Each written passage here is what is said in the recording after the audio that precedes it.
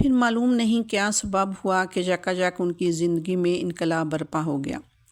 طبیعت لوٹ مار، قتل و غارت اور حزن سے سخت متنفر ہو گئی، اور ساتھ ہی وہ قبیلہ کے دیوتاؤں، دیویوں اور بتوں سے بھی بیزار ہو گئے۔ رب اکبر نے انہیں توحید کا راستہ سمجھا دیا تھا۔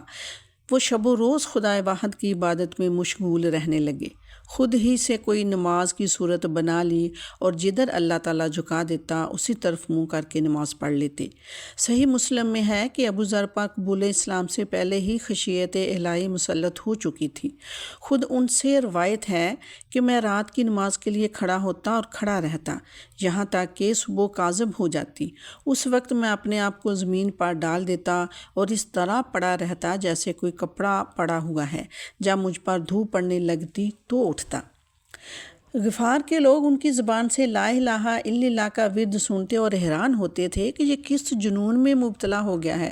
اس وقت مکہ سے خورشید اسلام کا طلوع ہو چکا تھا اور ہادی برحق صلی اللہ علیہ وآلہ وسلم نے دعوت توحید کا آغاز فرما دیا تھا۔ ایک دن قبیلہ غفار کا ایک شخص مکہ گیا، وہاں اس کے کانوں میں دعوت حق کی آواز پڑی۔ واپس آ کر ابو ذر رضی اللہ تعالیٰ عنہ سے ملا اور کہنے لگا، ابو ذر، تمہاری طرح مکہ میں بھی ایک شخص لا الہ الا اللہ کہتا ہے اور لوگوں کو بت پرستی سے منع کرتا ہے۔ حضرت ابو ذر تو پہلے ہی کسی ہادی و رہنما کی تلاش میں تھے، یہ خبر سن کر بے تاب ہو گئے۔